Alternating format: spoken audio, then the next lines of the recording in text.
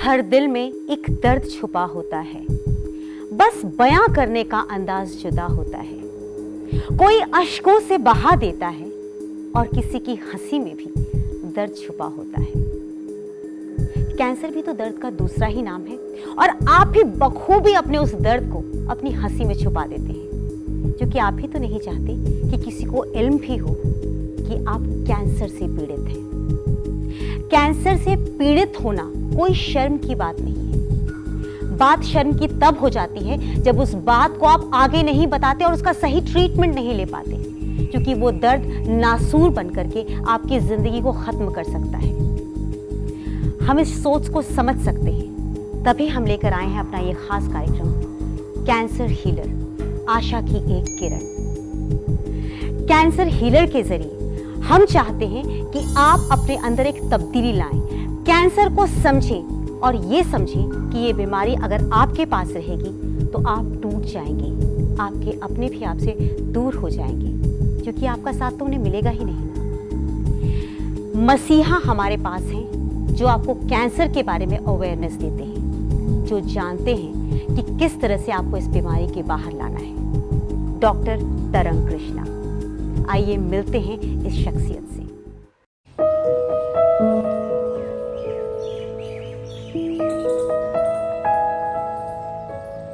मेरे लिए बहुत चैलेंजिंग होता है, आसान नहीं है।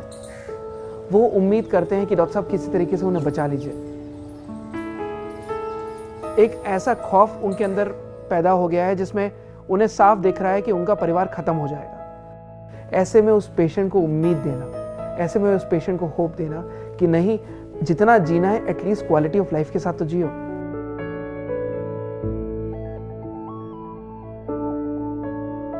कैंसर की एक अजीब ही टेंडेंसी है, एक मरीज को वो नहीं मारता, उसके साथ साथ उसके पूरे परिवार को मार देता है। जो मेरी दवाइयां हैं, जो हमारा ट्रीटमेंट है, वो मुझे पॉजिटिविटी देता है। जब मैं सुबह सुबह वॉक करता हूं तो जब आप चिड़ियों की चहचहाहट सुनते हो तो एक अलग ही एनर्जी आपके अंदर इन्फ्यूज होती है।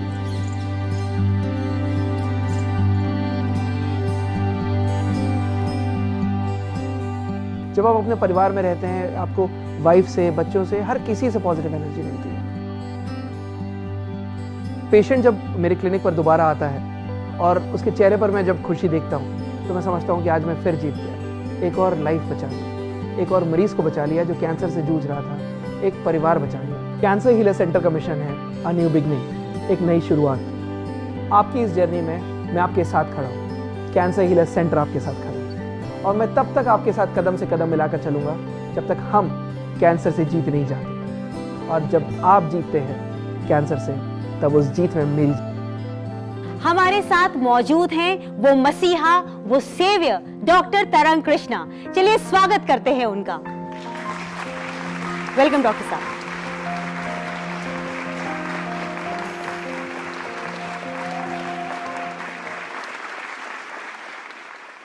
दोस्तों, आज का जो हमारा एपिसोड है, हम इसे महिलाओं के लिए डेडिकेट करना चाहते हैं, खास तौर पर इसलिए क्योंकि महिलाओं और सृष्टि में एक बहुत बड़ी समानता है।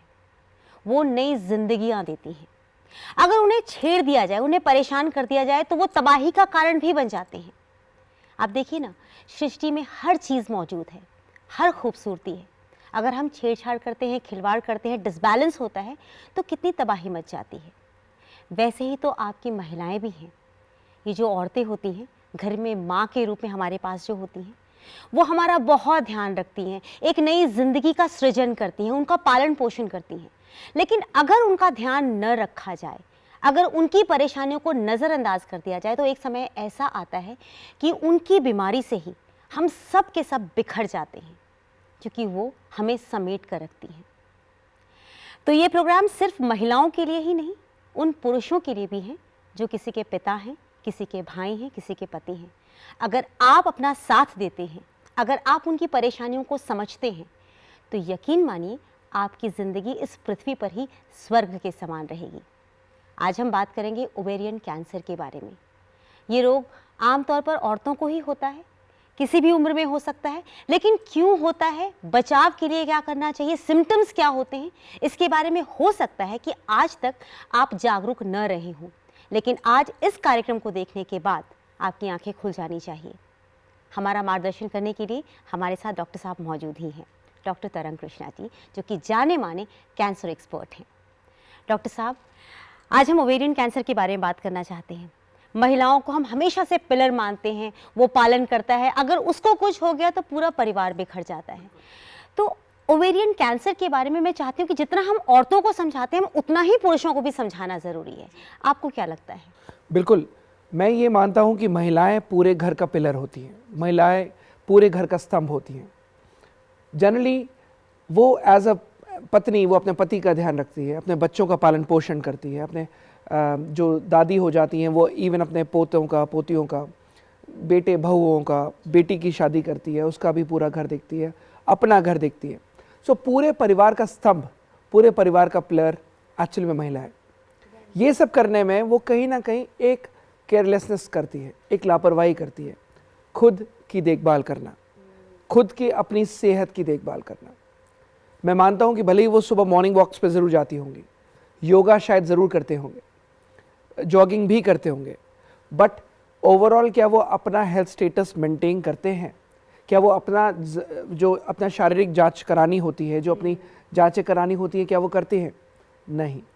कोई भी उन्हें परेशानी होती है वो बताने में झिझकती हैं कि मेरे पति का कहीं कोई बिजनेस में टेंशन चल रहा है, उन्हें बता दूंगी तो और एक और टेंशन इकट्ठी हो जाएगी। राइट। बेटे को बता दूंगी तो बेटा अपने काम में बिजी रहता है, शायद वो सुने ना सुने, बाई चांस रह जाए। मतलब मैं बहुत ही फैक्ट, जो मैं मेरे सारे पेशेंट आते हैं, मेरे इतने पेशेंट्स आते हैं, सभी से ही जब ये जानते हैं तो हर कोई यही कहता है मेरी माँ ने बताया नहीं, छुपा के रखा, बहन ने बताया नहीं, छुपा के रखा, वाइफ ने बताया नहीं, क्योंकि उन्हें लगता था कि अगर बता दिया फिर घर में टेंशन इकट्ठी हो जाएगी। वो चाहते नहीं थे कि वो इम्बैलेंस हो। अगर आप घर की शांति बनाए रखते हैं, अगर आप घर में इतनी सब छोटी चीज़ों का ध्यान रखते हैं, अपना भी खुद का ध्यान रखें, क्योंकि अगर आप ठीक है तो पूरा घर ठीक है। सो बहुत ज़रूरी है। पुरुषों से मैं ये रिक्वेस्ट करूँगा, एक रेगुलरली, जैसे अगर बेटे हैं तो अपनी माँओं से ज़रूर पूछें उनकी सेहत कैसी चल रही है। पत्नियों से ज़रूर डिस्कस करें। अगर आप अपने बिजनेस की परेशानियाँ या अपने बिजनेस की प्रमोशंस या आपके काम की जो सारी खुशियाँ शेयर करते हैं, आप वाइफ से ये भी पूछें उनकी सेहत कैसी चल रही है, क्या उनको रेगुलर पीरियड्स आ रहे हैं या नहीं, क्या उनको ओवरऑल रेगुलर चेकअप्स कर रहे हैं या नहीं, सेल्फ ब्रेस्ट एग्जामिनेशन कर रहे हैं या नहीं, रेगुलर गायनेकोलॉजिस्ट से, स्त्री रोग विशेषज्ञ से जांच करा रहे हैं या नहीं। ये सब ज़रूरी है। बेटियों से भी डिस्कस करें, बेटियों से भी बात करें। बिल्कुल डॉक्टर। बिकॉज अवेयरनेस बहुत ज़रूरी है। लोग जागरूक नहीं होते। जनरली मैं देखता हूँ, मैंने जनरली देखा है, भारत में लोग इतने ओपन नहीं है कि वो डिस्कस कर सकें। They don't discuss that. Even मैंने कपल्स में भी देखा हुआ है, ऑल स्ट्रेटम, ऑल, हर एक उसमें, चाहे मीडियम इकोनॉमिक ग्रुप हो, लो इकोनॉमिक ग्रुप हो, हाई सोशियो इकोनॉमिक ग्रुप हो, सभी में ही हस्बैंड वाइफ बैठकर एक दूसरे की सेहत डिस्कस नहीं करते। बिल्कुल सही बात है। कभी वो एक दूसरे से ये डिस्कस नहीं करते कि क्या उनका रेगुलर हेल्थ अपडेट हो रहा है या नहीं, रेगुलर हेल्थ चेकअप हो रहा है या नहीं, क्या उन्हें सब चीज़ नॉर्मल हो रही है या नहीं। अगर आप रेगुलर एक रूटीन बनाएंगे, जब आप एक दूसरे से इतना प्यार करते हैं, भाई बहन से इतना प्यार करते हैं, माँ बेटी से इतना प्यार करते हैं, या माँ बेटे से इतना प्यार करते हैं, तो हर किसी का एक फ़र्ज़ ज़रूर बनता है कि अपने घर के स्तंभ के साथ ये ज़रूर पूछ लें, हाउ आर यू, कैसी चल रही है आपकी हेल्थ, सब कुछ ठीक है। एक आपने ये भी पूछ लिया तो शायद वो ओपन अप होकर ज़रूर बता पाएंगे कि नहीं, मुझे शायद ये चीज़ डिस्टर्ब हुई थी या ये परेशानी आई थी, या तो एटलीस्ट वो ओपननेस आएगी। बिल्कुल सही बात। डॉक्टर साहब, ओवेरियन कैंसर, जो ओवरी का कैंसर होता है, दरअसल में अगर हम हिंदी में जानना चाहें कि वो किस हिस्से में होता है और वो कैसे होता है, तो वो ज़्यादा बेहतर रहेगा सबको समझने में। जी देखिए, ओवरीज जो होती हैं, ओवरीज स्त्रियों में होती हैं और दोनों तरफ दो ओवरीज होती हैं। अब ओवरीज में जब अननेचुरल ग्रोथ किसी भी कारणवश, ज़रूरी नहीं है अल्कोहल, स्मोकिंग, टोबैको, किसी भी कारणवश जब ओवरीज में unnatural growth, abnormal growth of cells होने शुरू हो जाते हैं, तो वहाँ पर गांठ बन जाती है। SOL, स्पेस ऑक्यूपाइंग लीजन बन जाता है। ओवरीज में सिस्ट बहुत कॉमन है। ओवरीज में कहते हैं कि जनरली पॉलीसिस्टिक ओवेरियन डिजीज़, जगह जगह पूरे ओवरीज में छोटी छोटी सिस्ट बन जाती है, PCOD जिसे हम बोलते हैं। ओवेरियन सिस्ट मतलब पानी की गांठें, उसके लिए वो ट्रीटमेंट कराते हैं। कई सारे कारण हैं जिसको मैं आगे डिस्कस करूँगा, बट ये ओवेरियन सिस्ट अगर बनता है तो इसको जांच कराना बहुत ज़रूरी है कि ऐसा तो नहीं कि ये ओवरी में कैंसर डेवलप हो रहा हो और वो कैंसर की गांठ हो, मैलिग्नेंट ट्यूमर ना हो। तो अवेयरनेस ज़रूरी है। गायनेकोलॉजिस्ट से रूटीन में चेकअप्स कराना ज़रूरी है। हार्मोन्स को ज़रूर चेक कराएं। हार्मोन इम्बैलेंसेस की वजह से ये बहुत ज़्यादा कॉमन है। तो ये सब ज़रूरी है कि अगर आप ओवरीज में रूटीन में चेक कराते हैं, आप असेसमेंट कैसे करते हैं? अगर किसी को normal ovaries are required for reproductive system. Ovaries का मेन जो काम आता है वो गर्भ के समय जब ओवरीज में वहाँ पर ओव्यूलेशन होता है, वहाँ पर अंडाशय जैसे बोलते हैं, तो वो जब बनता है वो सब ओवरीज में बनता है, राइट। अब वहाँ पर अगर किसी भी तरीके की कोई सिस्ट डेवलप हो गई है, कई महिलाओं में जब वो कंसीव नहीं कर पाती या फिर बहुत जल्दी कर लेती हैं या बहुत लेट करती हैं, ठीक है, तब उस टाइम पर ओवरीज में चांसेस हैं हार्मोन इम्बैलेंसेस की वजह से वहाँ पर गांठ बन जाए। कई महिलाएं जो स्मोक करती हैं, ज़रूरी नहीं एक्टिव स्मोकिंग, पैसिव स्मोकिंग ज़्यादा नुकसानदायक होता है एक्टिव स्मोकिंग के। पैसिव स्मोकिंग यानी आप घर पर हैं, आपके हस्बैंड स्मोक करते हैं, आप बगल में बैठी हैं या आप उनके साथ गाड़ी में जा रही हैं, किसी रेस्टोरेंट में जा रही हैं, उनके ऑफिस में जा रही हैं, साथ में बैठने वाले अगर कोई स्मोक कर रहे हैं उनसे उनको कम नुकसान होगा, आपको ज़्यादा होगा। हाँ, क्योंकि हम डायरेक्टली इनहेल कर रहे हैं। एब्सोल्युटली, जो उन्होंने धुआं निकाला वो धुआं आप डायरेक्टली इनहेल कर रहे हैं। सो बेसिकली आप अननेसेसरली कहीं ना कहीं अपने इम्यून सिस्टम को डैमेज कर रहे हैं। हर पैसिव स्मोकिंग से लंग कैंसर नहीं होता, पैसिव स्मोकिंग से ओवेरियन कैंसर भी होता है।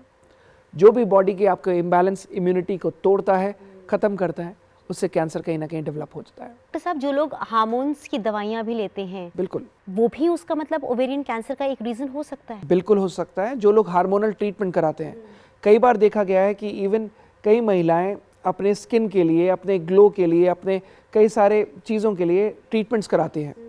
उन सब ट्रीटमेंट्स में स्टेरॉइड्स होते हैं, उन सब ट्रीटमेंट्स में हार्मोन्स होते हैं, जिसे हार्मोन्स को इम्बैलेंस किया जाता है, जिसमें कुछ हार्मोन्स बढ़ाए जाते हैं जिससे सुंदरता बढ़ती है।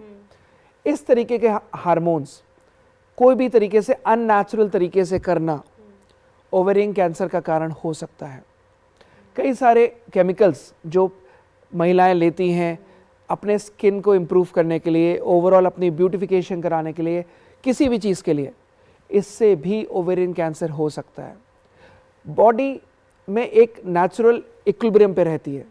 एक प्रकृति ने इतनी खूबसूरत, भगवान ने इतने खूबसूरत तरीके से बनाकर भेजा है, ऊपर वाले ने इतना खूबसूरत तरीके से बनाकर भेजा है कि हर एक चीज़ एक नेचुरल तरीके से रखी है। महिलाओं में नेचुरल हार्मोन्स रखे हैं जिससे खूबसूरती, सारी चीज़ें, ओवरऑल उनके हार्मोन्स, उनके किस तरीके से उनका नेचुरल ग्रोथ रहनी है, उस वो पूरा एक बैलेंस बना कर रखा हुआ है। पुरुषों में भी एक बैलेंस बनाए हुए हैं हार्मोन्स के ज़रिए, बाकी चीज़ों के ज़रिए। इतना नेचुरल और साइंटिफिक करिश्मा ऊपर वाले ने जो दिया है, जब इस करिश्मे के साथ हम खिलवाड़ करते हैं हार्मोन्स देकर, बाकी चीज़ों का इस्तेमाल करके, again uncontrol use of birth control pills, oral contraceptive pills, hormonal treatment, बाकी चीज़ें, इन सब से नेचुरली आपका इम्यून सिस्टम डैमेज होता है। इम्यून सिस्टम आपका कोर है। जब भी आपका इनर कोर, जो आपका अंदर पूरी जो ऊर्जा आपको पूरा देती है, इम्यून सिस्टम, जब आपकी इम्यूनिटी डैमेज होती है, कैंसर वहीं से शुरुआत होती है। डॉक्टर साहब, अब हम अगर ट्रीटमेंट की बात करें तो बाहर तो मैंने अक्सर यही सुना है कि आपको ओवरीज निकलवानी पड़ेंगी और वो निकलवाने के बाद हमें 10 प्रॉब्लम्स और पैदा हो जाती हैं। ज़रूरी नहीं, जैसे हम हमेशा डिस्कस करते हैं कि वो परफेक्ट ट्रीटमेंट नहीं होता। तो कैंसर हीलर सेंटर में अगर मैं आती हूँ तो मुझे किस तरह का हेल्प आप देंगे? देखिए, ऑपरेशन कोई इलाज नहीं है। ऑपरेशन कोई फर्स्ट लाइन ऑफ, जो आप कहते हैं फर्स्ट लाइन ऑफ ट्रीटमेंट, उस पर मत जाइए। ऑपरेशन तभी कराएं जब कोई ऑप्शन ना बचे, जब लगे कि सातों फूट जाए, आपको दिख रहा है कि ऑपरेशन इनएविटेबल है, देन गो फॉर सर्जरी। हालांकि जब आप उसको रिमूव कर देते हैं, डॉक्टर्स कहते हैं कि जहाँ पर कैंसर है आपने उसको निकाल दिया, अब आप you are free from cancer, अब जाइए। आप वो भूल जाते हैं कि जब आप CA-125 थ्रू ब्लड चेक करा रहे हैं, CA-125 आप थ्रू ब्लड उसके आप सीरम 125 करा रहे हैं, तो नेचुरली थ्रू ब्लड सेल्स वो कैंसर मार्कर्स दिख रहे हैं। सो थ्रू ब्लड वो जो ब्लड सप्लाई ओवरीज में हो रहा है, वही ब्लड सप्लाई लिवर में, लंग्स में, बोन्स में, हर जगह जा रहा है। राइट? तो naturally through blood is a connective tissue, तो ब्लड जब पूरे शरीर में जा रहा है तो वो कैंसर सेल्स ट्रैवल करके कहीं पे भी दूसरी जगह जा सकते हैं, जिनको हम मेटास्टैसिस बोलते हैं, जिसको हम सेकेंडरीज बोलते हैं। तो इम्यूनोथेरेपी ओवरऑल जड़ से बीमारी को ख़त्म करती है। इम्यूनोथेरेपी मतलब मैं आपको बुलेट प्रूफ जैकेट पहना दूँ, गोली मारते रहो असर नहीं होगा, वैसे काम करती है। इम्यून सिस्टम इतना ज़्यादा बढ़ा रही है, रोग प्रतिरोधक क्षमता इतना ज़्यादा बढ़ा रही है कि नॉर्मल सेल कैंसर सेल को ख़त्म कर रहे हैं। इस दवाई की, इस ट्रीटमेंट की खासियत यह है कि इसके कोई दुष्प्रभाव नहीं है, कोई साइड इफेक्ट्स नहीं है। बाकी जो जितने ट्रीटमेंट्स हैं जिसमें हेयर लॉस हो जाता है, छाले पड़ जाते हैं, वज़न घटता है, पेन होता है, पेशेंट की भूख खत्म हो जाती है, इन सब में ऐसा कुछ नहीं होता। इम्यूनोथेरेपी से कोई भी दुष्प्रभाव नहीं होते, किसी की एपेटाइट लॉस नहीं होती, आपकी जो वीकनेस आ रही होती है वो इम्प्रूव होनी शुरू हो जाती है। नेचुरली जब आप इम्यूनिटी बढ़ा रहे हैं तो उसका एनर्जी लेवल्स इम्प्रूव करते हैं, दर्द में आराम आता है, भूख लगने लगती है, वज़न नहीं घटता। इनफैक्ट जो पेशेंट कीमोथेरेपी, रेडियोथेरेपी करा रहे होते हैं, हमारा जो इम्यूनोथेरेपी ट्रीटमेंट है जो कैंसर हीलर सेंटर में दिया जाता है, ये दोनों पैरेलल भी चला सकते हैं। ज़रूरी नहीं है कि आपको कीमोथेरेपी या रेडियोथेरेपी छोड़कर इम्यूनोथेरेपी को अपनाना है, नहीं, आप इसको पैरेलल चला सकते हैं। मेरा कैंसर हीलर सेंटर का और आपका एम कॉमन है, पेशेंट ठीक होना चाहिए चाहे किसी से हो। आप श्रेय उन्हें देते रहिए, लेकिन आप मरीज़ से ये जब पूछेंगे कि किस ट्रीटमेंट से फ़र्क दिख रहा है, किस ट्रीटमेंट से इम्प्रूवमेंट दिख रहा है, तो आपको मरीज़ ये खुद कह देगा मुझे कहीं नहीं जाना, मैं कैंसर हीलर सेंटर में मुझे दिख रहा है कि मैं इम्प्रूव हो रहा हूँ। right. वो खुद कह देंगी मुझे पता है कि इसके कोई दुष्प्रभाव नहीं दिख रहे, मैं इम्प्रूव कर रहा हूँ, and she herself would feel, उन्हें खुद लगेगा कि वो अपने आप बेहतर होते जा रहे हैं। टाइम पर, समय समय पर रिपोर्ट जब आप कराते हैं तो उसमें भी कमी दिखती है, उसमें भी CA-125 ऐसे केसेस जहाँ पर 4-4 हज़ार CA-125 था, वो तक कम हुआ है, वो तक नॉर्मल रेंज पर आ गया। That's lovely, that's lovely. Doctor साहब, आपने वाकई अब ना हमें आशा की एक नई किरण तो दिखा दी है कि अगर हम कैंसर हीलर सेंटर आते हैं, इम्यूनोथेरेपी के ज़रिए हम अपनी इम्यूनिटी को बढ़ा करके किसी भी तरह का जो कैंसर है उस पर विजय पा सकते हैं। ये जो उम्मीद आपने जगाई है उसके लिए बहुत बहुत धन्यवाद आपका, और इसी तरह से मार्गदर्शन करते रहिए, बिकॉज हमें हमेशा आपकी ज़रूरत पड़ती रहेगी। Thank you so much.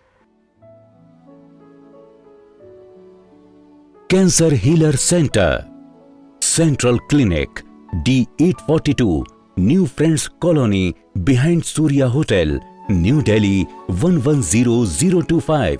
Phone numbers 0114163 4550, 0112693 2782। Pitampura clinic, unit number 808, pearl best heights second, Netaji Subhash place, Pitampura, new Delhi 110034। Phone number 0114745 4454। Mumbai clinic, A7, Asha colony, opposite hotel sea princess, Juhu Tara road, Juhu Mumbai 400049। Phone number 09892381000। Chandigarh clinic, SCO 89, sector 38C, Chandigarh. Phone number 08427555536। Ahmedabad clinic, B705, solitaire corporate, SG highway, next to Divya Bhaskar office, Ahmedabad 380051। Phone number 09925597284। Indore clinic, FF5, scheme number 54, Vijaynagar, opposite Apollo Rajshree hospital, Indore. Phone number 07314293343। आप हमसे संपर्क कर सकते हैं सोमवार से शनिवार सुबह 9 बजे से सायंकाल 7 बजे तक। हमारा ईमेल एड्रेस है info@cancerhealer.in। हमारी वेबसाइट है www.cancerhealercenter.com।